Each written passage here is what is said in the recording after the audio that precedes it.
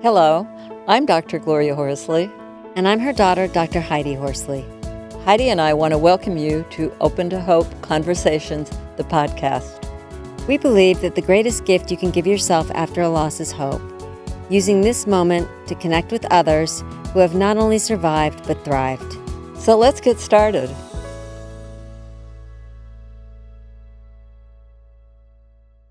Welcome to the Open to Hope Show. I'm your host, Dr. Gloria Horsley, with my daughter and co-host, Dr. Heidi Horsley. Heidi. We've got a great guest on today, Denise Ganulin, and we're going to be talking about healing the soul. And we've known Denise for a long time, or for a few years, because her daughter, Holland, passed away. And she is a wonderful singer, songwriter, and Heidi's going to talk to you about her bio. But Heidi, what I'm kind of excited about today is she's produced a new book. It's kind of her spiritual journey and trip and how she's dealt with the loss of her child in life. And she wants to give the world some great information. So introduce her and then we'll get into her book. Okay, like you said, Mom, we're going to be talking about healing your soul today with our friend Denise Ganulin. And she is a bereaved parent. As you said, her only child, Holland, died. And Denise is a singer and a songwriter. She performs her songs across the country. And we actually met her at the Compassionate Friends National Conference where she sang and performed. And she has got a gorgeous voice. And as you said, Mom, she's the author of Becoming Enlightened. And she also has a children's book, Bedu's Adventures, Fairy Beginnings, and it's a children's book. So welcome to the show, Denise. Thank you. Always nice to be here and see you, even if it's online. Yeah, so great to see you. Now, did you write that for your two grands? I wrote it for my granddaughter because it was during COVID. We couldn't see each other. So I started writing ideas that she had about, I said, let me write a story. I'd started out just writing like little snippets, like a chapter, and it morphed into a book because the chapters should go, well, what about the fairy meeting fairy hunters? And what about if she goes here? And what about, so I just took what she said and I wrote it, and I'd never written a book before, but during COVID, I couldn't do my music. You couldn't go anywhere. How did you get time to do your new book then? Well, that one, it was of course after COVID. I've had this idea for a long time about becoming enlightened because we're coming up to 10 years that she passed away in March. How did Holland die?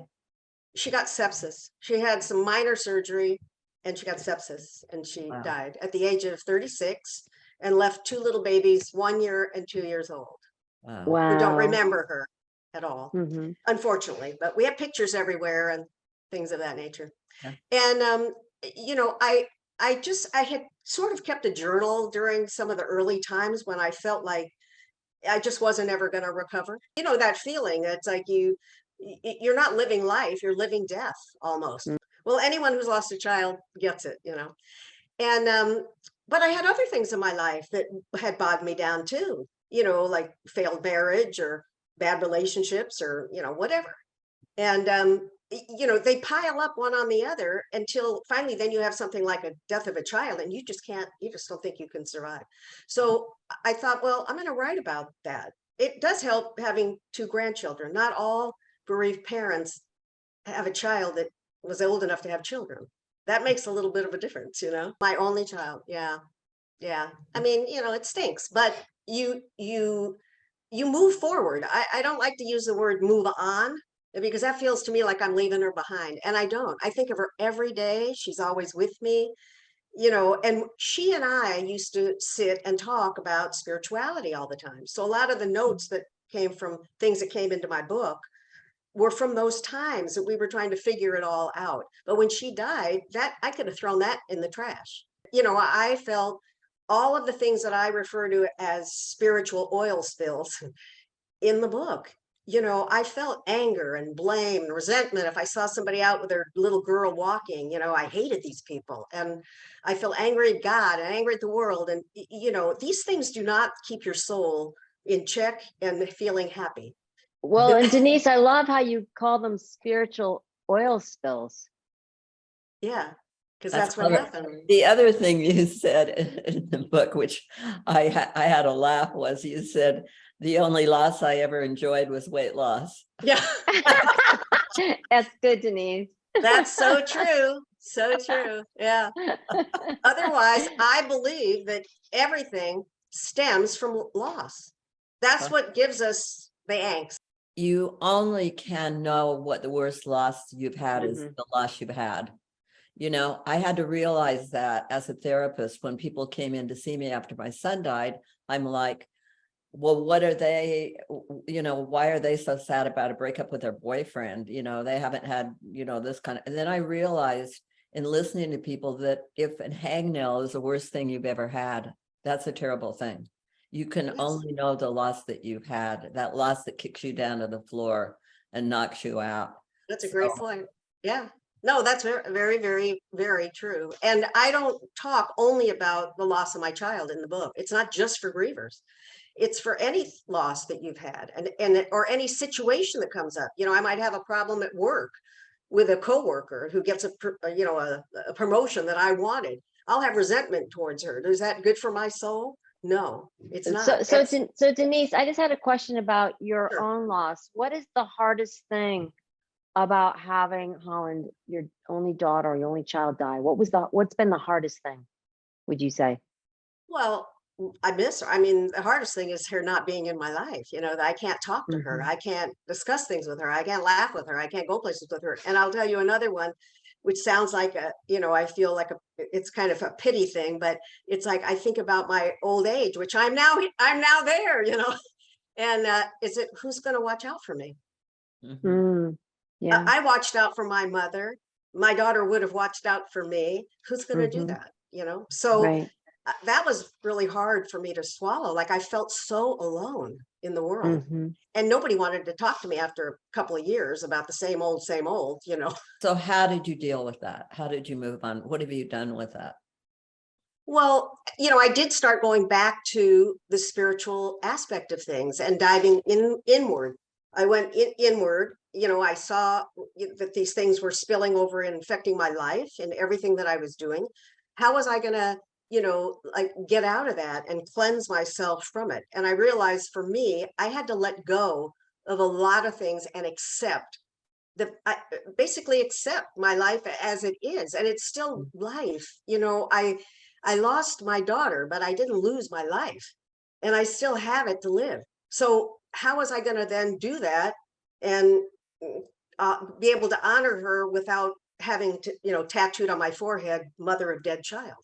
Uh-huh. Because I could have easily been there, and I just didn't want that. So because I didn't think she would want that either. Mhm. Anyway, so I had to accept, and I've learned like acceptance doesn't mean you have to like it, but you accept. So in order for you to cleanse out those horrible oil spills that I refer to, you have to accept things, you have to forgive things, you have to change your perception of how you look at things. You have to sort of, without giving you all of the spiritual truths, I say there's 10 spiritual truths, but that we all are the same, we all have the same, we all have problems, we just have stuff. How do you show up when you are in the midst of all that? Do you let it bog you down, take you to being a victim, or do you rise above, look at a different perspective, see that maybe there's a lesson in it to learn, something that will actually elevate you and make you a better person? If you can find that little egg in there, you grow from it, and you learn and you come out better. I never thought I'd be really happy again, and I am a happy person again, and here's the big thing for me is that I think is the most important thing if you want to rise above all of it, and it's gratitude. I was going to Mm. ask you about that because I Yeah. know that you had gratitude as a Yeah, child. it's got a whole chapter, just on gratitude, with exercises and stuff on different gratitude exercises you can do, because you can't feel horrible and lost and, isolated if you're having gratitude. When you're in Mhm. that state of gratitude, that's it. That's the best place to be. So if you're angry, you can't feel anger and gratitude at the same time. It's not possible. Try it. Well, Denise, you've written this fabulous book. You're such a wonderful singer, songwriter, and you Mhm. bring so much to the world with that about your losses and what you've done. I mean, in a way, you're a philosopher with music. So is there a song that you particularly like that you've written that we could play on the show now? Yeah, one of my very favorites is a song called I Still Feel Yesterday. I still feel yesterday like you never went away. I remember everything we did and everything you used to say. It's got gratitude in there, but it's the joy of knowing it and still being able to feel that. Yeah. I love it.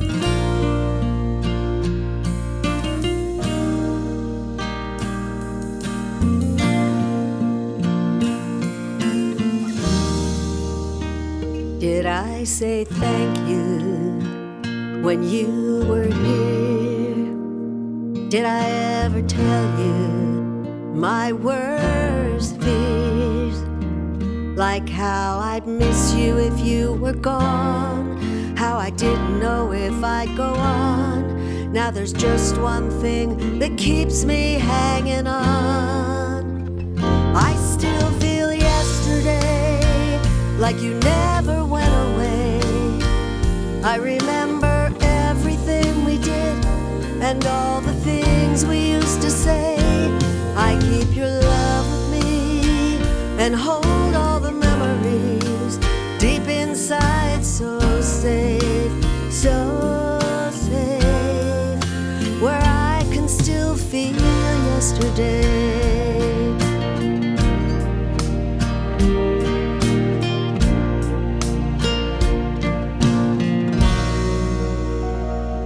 I'm so thankful for the time we had, even though some days it hurt so bad. Tears and pain like I never knew, a broken heart that aches for you. Still I'm trying to have some gratitude, 'cause I still feel yesterday like you never went away. I remember everything we did and all the things we used to say. I keep your love with me and hold all the memories deep inside, so safe, oh so safe, where I can still feel yesterday. Dreams of tomorrow that can never come true, and every thought I have leads me to you, straight to you.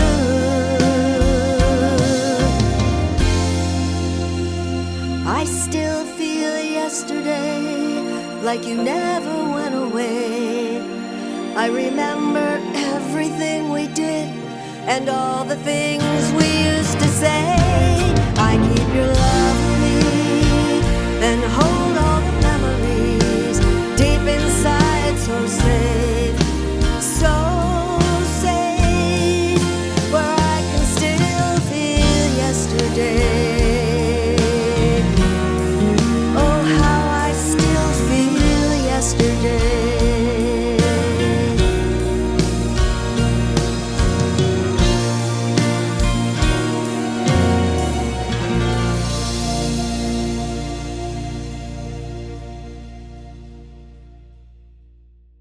Oh, that's a fantastic song, Denise. That was beautiful, wasn't it, Heidi?